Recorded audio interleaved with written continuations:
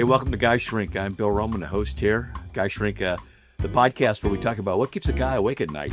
And this round, we're going to talk about do some deep diving. That's our plan these episodes of Guy Shrink. And so my guest today is a buddy of mine that we've talked to before in our last round of Guy Shrink, Matt Kutz. Matt's a professor at Florida International University in Miami. Interestingly enough, though, he retains residence in Ohio. I don't know what, maybe I like the seasons or something like that. Yeah, your choices on my part, I guess. I don't know. Yeah, I guess, Matt. So anyway, it's great to have Matt here. And we're going to talk about something that's happened to him that kind of changed the course of his life. And we're going to chat about that. But first, Matt, as we talked about the last time, so what keeps a guy awake at night? What keeps you awake at night? What's keeping me awake at night recently is how often I have to urinate, but that's part of the conversation. But no, I think in the spirit of what you're asking, it's the silent pain that men go through who have a significant adversity in their life, but they don't want to or are afraid to talk about. Okay. Do you feel like talking about it? Let's talk about it. Okay. So what is it that keeps you awake at night about urinating? So, well, I in November of 23, I was diagnosed with prostate cancer. And, it's a lot of guys get it. In fact, 1 in 8 men get diagnosed with prostate cancer. It's the second leading cause of cancer among men. And what's interesting is the other thing that is commonly said about prostate cancer is it's the, air quote here, it's the easy cancer. It's the one that it's very treatable, very manageable. You can live a long life with it. And it's true, it is. In my case, however, we didn't discover it quick enough and it had metastasized. So I have what is officially diagnosed as advanced metastatic prostate cancer. So it found it spread. I didn't have any margins when they looked at my prostate and took it out, which means it just spread over into my lymph nodes and even in my pelvis. So it's metastasized, which means I'm going to deal with this for the rest of my life. Doesn't mean my life will be cut short. It just means I will have to be very vigilant and intentional with treatment and interventions forever. Okay. And you said you had no symptoms whatsoever. Yeah, that's the strangest part. I mean, it's a long story. I'll give you the short version, but I really pride myself or have for a long time on being active. And in my form of activity took the form of running. So I competed in tons and tons of 5Ks, 10Ks, half marathons, triathlons. That was my life. I was training for a triathlon last summer and had a bike accident, wrecked my bike training and consequently broke my thumb, had some rib injuries, etc. And was recovering fine from all that. But it was during a follow-up visit from that injury that my doctor actually noticed in my chart that I hadn't had my 50-year-old checkup yet. Now I was a couple years overdue for, the whole deal, the colonoscopy and everything, all the blood work, all that. So he convinced me that needed to happen. So it did. And 2 days later, I get a phone call from his nurse telling me that I have a PSA score of 52.4. Wow, man. And which is not just high, that's astronomically high. Yes, indeed. So that led us to, urologists, surgeons, etc., and the whole thing, biopsies, the whole thing. Of course, I had cancer, but no symptoms. And that's what's interesting is I never had the symptoms that's generally associated with prostate cancer, like frequent urination, not feeling like you were able to empty your bladder, anything like that. I didn't have any of those symptoms. And so I was actually talk about denial. Here I am trying to be as healthy, as active as I can. I have no symptoms. We later on did some genetic testing, thinking that I had some genetic markers that might indicate or predispose me to prostate cancer. Of course, zero, zilch, none. So it's like even the genetic counselor I was talking to is, man, you must be one of the most unlucky guys around, because there's no reason to believe. Anyway, so no symptoms, no genetic markers, none of that. And here it is, not only there, but worse than what most guys typically get. Wow. And no symptoms whatsoever, but your doctor said, hey, you're at the right age. Let's do some of these tests. Exactly. So things guys in our 50s, that we need to be looking at getting some tests done that even they might be embarrassing or whatever, we need to get them done.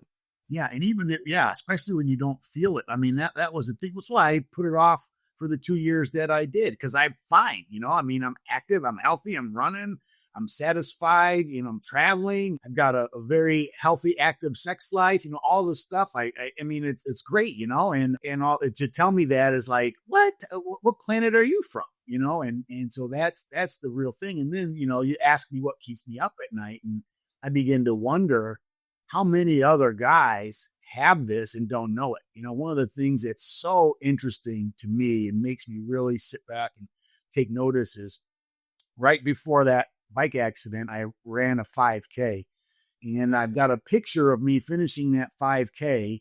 And I mean, I was I was as light as I've been. So I was around 207 pounds, which is great for me. And, I looked good. I was giving a big thumbs up, to the person, just a random person I asked to take the picture. And I'm wearing a shirt that says Epic Life, and I'm smiling and I'm happy. I set a PR. So I was thrilled with my time. And I look at that picture, and that was actually about a month or two before I was diagnosed. So I see that picture, and I know that I'm clueless. And I'm happy and I'm feeling good about myself, giving it a thumbs up. And I look at that picture and I say, man, you look at yourself back then. You didn't even know you had it. And, your life now, your life then. And it's just so surreal to see that, think of that time in particular. And yeah. Yeah. For as long as I've known you, I mean, I've always seen you, robust, active, jock kind of guy. Really on top of the world, and that you were just selling me that picture of that last run that you did, really kind of epitomized. This is great, and then all of a sudden, your world changes, just like a call from the doctor. It does. Yep, and it literally changed overnight. All of a sudden, which is so hard because one moment you're literally thinking the world is your oyster. And the kind of a thing. And then literally a moment later, you're like, you have cancer. And you're just like, how can that be? I mean, I've been doing a lot of writing lately, which has helped me in my catharsis and all that with that. And I recently wrote a chapter in a forthcoming book that I'm working on that just titled, I can't have cancer. I can't have cancer. I can't have cancer. I mean, that's just, I kept saying that refrain over and over to myself. I'm too busy. I've got too much stuff to do. I've got plans, all these things. How could this possibly be the case? And of course, you hear people and you hear their stories and you talk to them about it, and they have the same thoughts, the same feelings, the same emotions. How can this possibly be happening? And then you go into this whole negative rumination thing about, well, what did I do to deserve this? Am I being punished for something? I mean, how can the carpet be pulled out from underneath me so dramatically, so quickly? And you get yourself in that space, and you've got to work hard to get out of it. And it's a tough one. Yeah, and you and I were talking earlier, and you said it's very difficult to embrace the identity of being a cancer patient. Exactly right. 1 minute I'm this robust, athletic guy, and now I'm a cancer patient. Right. And that's hard. And I actually had some good friends of mine who, when they found out about my diagnosis, I didn't even know it really. And so I don't know how good of friends they were, because I didn't know, but they were also cancer survivors, and actually told me, listen, the best advice I can give you is don't be a cancer patient. Still live your life. And so I ran that by my wife, who didn't like that, because she wanted me to make sure I was slowing down, taking care of everything, because she could only envision a future of her being alone. So, no, you need to just stop everything and just be well. So you balance that with that advice from other survivors. I also talked to my doctors, and I have a fantastic team of physicians, from my primary care, my radiology oncologist, my medical oncologist, and my surgeon. They're all fantastic. And all of them are in agreement, like, yeah, no, you need to keep doing what you're doing. That's part of what gives you hope and inspiration. So you feel this pull, this tension that just rips you apart at the fabric. On the one hand, the people you love the most, your family, needs you and wants you to be around. They're dealing with fear. I mean, that's the other thing. Bill, that I really learned about this process is prostate cancer isn't just an issue that affects men. It absolutely impacts the family and the people who love that man. That's critically important to understand. And I wouldn't have guessed that before, because I know a lot of guys since that have had prostate cancer that never talked about it. And they, obviously they probably told their partners or whatever, but they were still very much didn't talk about it. They didn't want, because of the obvious things. I think it's one of the biggest things with it is incontinence and sexual dysfunction. Two of the things that men just, get shame over, Right. And I mean, I don't know if I mentioned this in our conversation when we talked last time, but I mean, I suppose it's fine to tell you. But so I have 3 big treatments. A lot of guys don't get all 3. I had to have a radical prostatectomy. I had to have radiation, and I had to have ADT, which stands for androgen deprivation therapy. And in my particular case, with my Gleason score and all that, I need to have 2 years of it. So I'm only about 8 or 9 months in. So I still got another 1.5 years to go. And that just wreaks havoc on your brain chemistry, your body chemistry, because it just removes testosterone from your body. In fact, it's the same treatment that they give people who are transitioning in gender, so it's Really? just, yeah, it is. Wow. See how That's radical stuff, man. it's radical stuff. And so that really affects your sense of masculinity. It affects your ambition, your drive. I mean, testosterone. I mean, there's a whole nother talk on, testosterone and low T. And, there's so many things you even see on commercials and stuff. Are you a man of 40? Do you have low energy and blah, blah, blah. And they're like, you need this testosterone booster, And so I'm actively trying to suppress my testosterone production, which wreaks havoc on a lot of things. And I say that because right after my diagnosis and right after my surgery, one of the important things I wanted to do was I had a contractual obligation to do a series of lectures in Australia. Okay. And so I was going over there, and just imagine this scene now. So I actually we moved the surgery date so I have enough recovery time to be able to take this trip. So my wife, again, didn't want me to go. So she thinks it's just desserts that what I'm about to tell you happened to me. And again, I don't know why I'm telling you this, but it must be the therapist in you that's drawing this out. So here I am. I'm in Brisbane, Australia at the SeaWorld, their National SeaWorld Resort Center. Yeah. Bill, it's beautiful. So we're in this conference room. 2 of the rooms are all glass, overlooking the intercoastal, the bay. There's dolphins out there. There's yachts out there. I mean, it's paradise already. You're in, Gold Coast, Australia is gorgeous. So you're in this idyllic, picturesque conference room. Everything's going great. The MC is literally announcing my name. He's literally reading my introduction, right? I'm in the back of the room when he says the word. I'm going to walk up through the middle and take my place on the stage. And so as he's reading my introduction, I just casually and nonchalantly put my hand in my front pant pocket. And I felt the lining of my inside of my pocket, and I noticed that it was soaking wet. Oh, no, Matt. Yeah. Oh, no, Matt, nothing. I looked down, and Bill, I didn't even know it. I didn't even know it. Didn't even feel it. Not only just peed myself, I soaked myself. Yeah. I mean, and I've got nowhere to go, nothing to do. I mean, I'm wrecked. I mean, the horror of that experience still keeps me awake at night, Oh my gosh, Matthew. Yeah. Yes. Wow. Well, there's some guy who's working at the event there who's standing back there with me. And I just in an instant said, okay, here's what we're going to do. I played it off like I'm reading the room, and we're going to do this. I said, I'm reading the room, and this really feels like more of a fireside chat kind of moment. So what I want to do is I see there's a table up there in the back of the stage, and of course you had a big tablecloth draped over it, I'm like, let's get some guys as I'm going up there, I want you guys to sprint up there, grab that table, bring it to the center, and I'm going to sit behind the table and just do a fireside chat like we're around the living room table kind of a thing. And so that's what we did.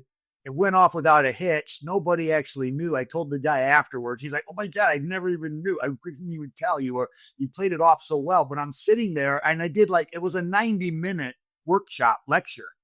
And so I'm sitting there soaking with urine the whole time, just sitting, and I can feel it. You talk about being distracted.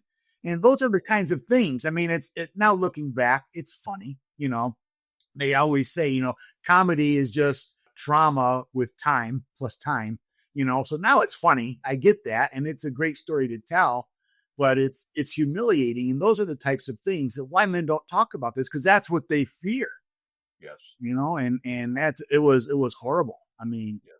So anyways, I throw that out there and added element to our conversation. And it makes it tough. Thank you for sharing that. And as I shared with you earlier, I too have been diagnosed with prostate cancer, and I did a lot different approach. I mean, I did seeds and all that sort of thing, but I also had the same, urinating yourself, right after the surgery happened, and that constant fear of, oh golly, I need to know where every bathroom is wherever I go. Exactly right. Now, of course, that's subsided. That's been several years now, and I'm doing okay. But still, just the threat of that initially and not knowing what to do. And then the other problem is we have these wonderful things called WebMD, and then you start doing your own medical research, which is bad news, and it takes you down to a bad kind of place. Now, Matt, you talked about some treatment. You talked about the radical treatments of chemotherapy and radiation. And how did you fare with radiation therapy and those other things that you did? You did the radical prostatectomy, yeah, and then you did radiation, ADT, and the radiation. And the radiation, the ADT was the most difficult and still is, but that's for a different reason. That's a testosterone thing. But what's interesting about the radiation is, you hear these things and they tell you what to expect, right? Well, like most men, we think we're impervious. It's like, well, I understand that that's the norm, but that's not going to happen to me. I'm healthy. I'm young. They even told me that, you're significantly younger than most people who get the type of prostate cancer that you have. So that's good. You're going to be able to recover. So I'm thinking that. And they told me, you'll the first 10, I had to do 37 radiation treatments. Wow. For 8 weeks. They told me the first 10 or so, you won't even think we've done anything. But after that, the effects start to accumulate because it's an accumulative compounding effect.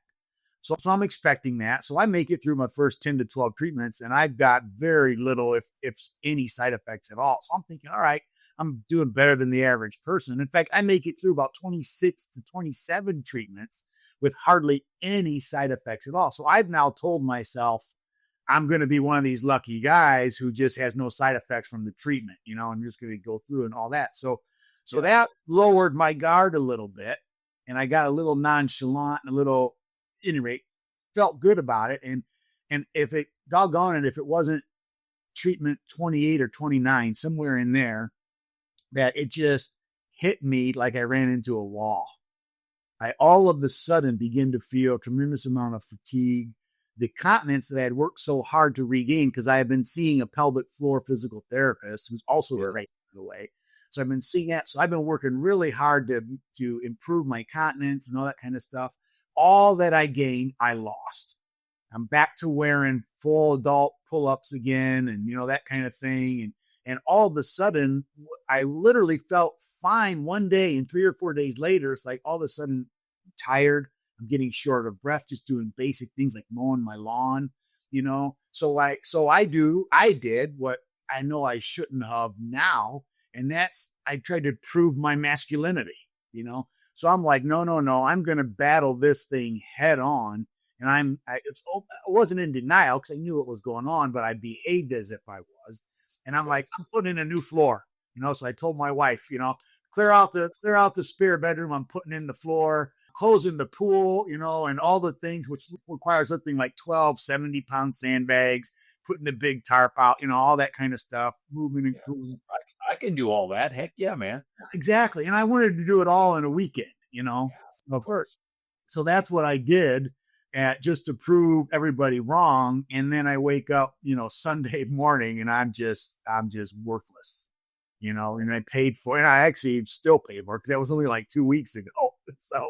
So I'm still paying for it, but there's a real challenge with this diagnosis and any adversity for that matter, because, again, with men, we want to be the exception to the rule. Yeah. I mean, one of the things that this does is it helps you realize you're not invincible.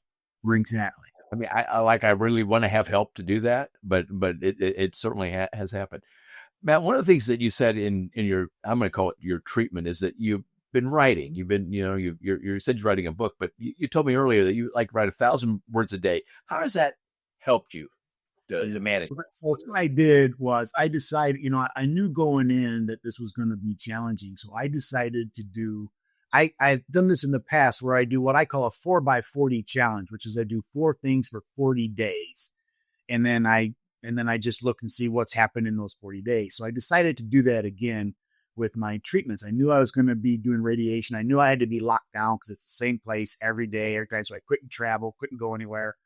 So I'm like, I'm going to do 4 things for 37 days. I just made it 40 rounded. I'm going to do 4 things for 40 days. So one of the things that I did, or the things I did, was I did a spiritual meditation every day during radiation. I tried to exercise every day during radiation. I tried to, now the third thing I did, I was losing my mind. That's the other thing of low T, your brain fog. And I did that third thing. And then the fourth thing I did every day was write 1,000 words every day. And that was tremendous. The exercise was tremendous.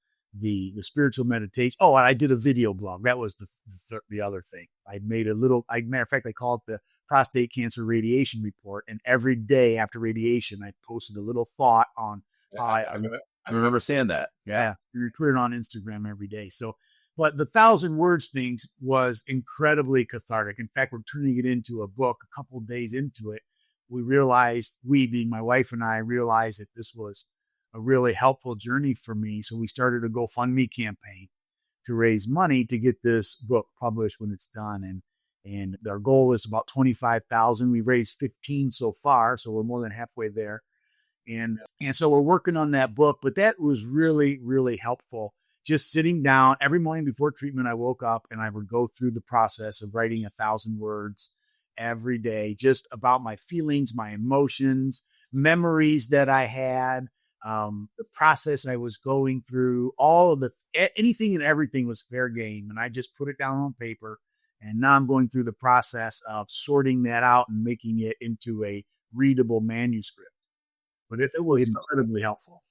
So Matt, you found it just writing, and let's just don't worry about writing a book, but you found that to be helpful just to sit down and write whatever's in your head about whatever feelings, because basically it's just for you at this moment.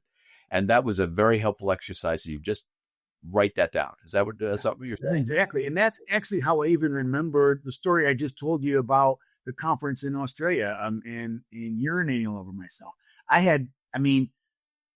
don't want to remember that. And I'm sitting down like, what am I going to write about today? And I'm like, oh, you should tell that story and write that down. And then you write it down. And then of course, how embarrassing it is. Then, because even after an event like that, people want to shake your hand. They want you to sign a book. They want you to do that kind of stuff. And they want to ask you a question. And so I'm doing all that, not standing up, sitting down behind the table, and they're thinking, well, what's wrong with this guy? Kind of a thing. And those are hard. So that elicits all kinds of other feelings and emotions. And yeah, it was very, very helpful for me to sort through all of that stuff. In fact, I'll even tell you, I've continued that, ended about 2 weeks ago, and I'm still doing it. So it's very, very helpful. Okay. So I'm sure many of our listeners are in the same boat as you are, I am, and regarding this, and that perhaps writing some stuff down, not to publish, but just to write some stuff down, might be helpful in the journey towards recovery. And recovery doesn't necessarily be, actual cured forever, but at least in the moment, it can be very helpful to do that. Is that right? Oh, 100%. I think it's higher than just a probability. I think it's something you could probably bank on. Okay. Okay. So guys out there that are listening, if you're thinking about this or whatever, here might be something worth considering. Sitting down, just writing, and don't worry about 1,000 words. Just write some stuff down every day about what's going on inside your head. And Absolutely. Being that could forward me. really, exactly. Well, Matt, you talked a minute about a GoFundMe page, and I know we talked about a thing you called the Battle of the Bulge, right? Yeah. Okay, for the Bulge. Would you tell us more about that, please? Absolutely. So the other thing that we did is my wife and I, my wife being and her friends in particular being funny, one of the things we looked for right after the diagnosis are there any things around here that help with prostate cancer awareness? And of course, there's all kinds of online groups and organizations, but there was nothing here in the 419, the greater Toledo area, or at least that we could find. We know that there's a lot of breast cancer awareness, ovarian cancer awareness, stuff like that. But again, guys don't like to talk about this for the shame issues I think that are involved. And so we were talking one night, just my wife and a few of our friends around a table. And I said, we need to do some kind of campaign to bring awareness to this, because I think more guys are struggling with this when I think are willing to let on. And we need some kind of catchy tune. You know how the breast cancer awareness, they see Save the Tatas or something like that. And then my wife's friend says, yeah, how about Battle for the Bulge? And all of us at the table just stopped and looked at each other like, that's it. That was awesome. So the very next day, I bought the domain name, started the website, started the trademark procedures for getting Battle for the Bulge. In fact, it's an active website now. You can go there, see a lot of stuff I posted on there, information, details, stats, my story, pictures, a lot of stuff there, but it's battleforthebulge.com. So just spell it out, all one, battleforthebulge.com. And in there, we've done a lot of neat things. One of the things that we've done is we did our first prostate cancer awareness walk back. It's on September 21st. We did it at the YMCA, and they were very gracious to partner with us and help us in that area. And they let us use their facility, and we were able to do that. We had about 80 people come out for the first walk, which was great. That's good. And we're doing great. Like I said, we've been raising money, not only for the book that I talked about, but a portion of what everybody donates is also going towards prostate cancer research and education. And so there's some good things going on with that. And we're really excited about that. Okay, so battleforthebulge.com. That's, guys, take a look at that when you listen to us, right? Absolutely. For the Bulge, right? Okay. Yeah, Battle for the Bulge, FOR. And I know that you have an acronym for battle. What is that acronym? BATTLE. What do you got there? Yeah, so battle, that was one of the things that happened when I was doing the 1,000 words of writing every day. And I just came up, because we always talk about stay strong, be strong, battle, and then battle for the Bulge. I'm like, we need to come up with something for battle. So I created an acronym that has helped me, or a mnemonic that's helped me quite a bit. And I still go to this every day. In fact, we've made t-shirts and the whole thing, but battle is a mnemonic for be brave. Okay. A is armor up. And by that, I mean, we've got to have a mental protection. We've got to actually take our thoughts captive and be mindful of what we're thinking. The first T is trust your team. And by team, I mean your loved ones and family and your healthcare providers. Not everybody seeks traditional medical advice. So whatever it is you decide to do with that, you've got to trust the people who are on your team. The second T is triumph over fear, because this is one of those things that will haunt you if you're not intentional about trying to triumph over that fear. The L is lean into faith. And then the E is engage in life.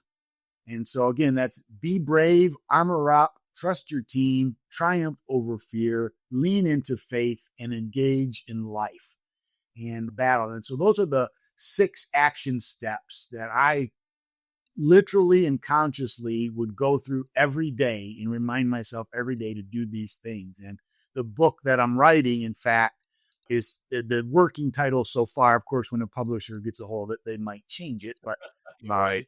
The working title right now is It's Not My Battle to Fight Alone. Okay. And battle, and I spell out, the book is actually spelling out each of the different aspects of what it means to battle, being brave, trying to more fear, etc., like I just mentioned. Okay. And then working my story into that. So that's kind of what we're working on. Matt, that's great. I want to reiterate to our listeners that both of us have experienced no symptoms. And it was a doctor's test that said, you're at this. I was 60 years old, and you're at that place. Let's do a couple things here, and that's how it was discovered for me. That's how it was discovered for you. See your doc, guys, and get some blood work done. Get some routine exams done. Get it checked out, because prostate cancer is nothing to fool around with, for sure, for sure. So Matt, you and I, we're in an elevator. The door closes. The door closes. We look at each other and go, now what? You have a few seconds to tell me, what is the one thing you want me to remember about my trip down in the elevator with you? One of the most important things is have a good attitude. I mean, and I know that sounds cliche, and I know that that's like maybe a cop out, but I believe that with all of my heart. And that's one of the things that all of my physicians have commented on to my wife and I both is, I can't believe how good of an attitude you have with this. In fact, my medical oncologist is referring his patients to me just to talk about, how to handle the adversity of this. And again, I don't want to be cliche, but I can't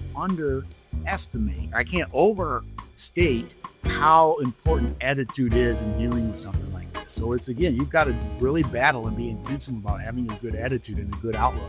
I absolutely agree with that. Thanks, Matt. Our guest today, Matthew Kutz, professor at Florida International University, is talking about some personal journeys, very, very life-changing for him regarding prostate cancer. But Matt, thanks for your insight. And battleforthebulge.com is what you guys want to check out after you get done listening to us, okay?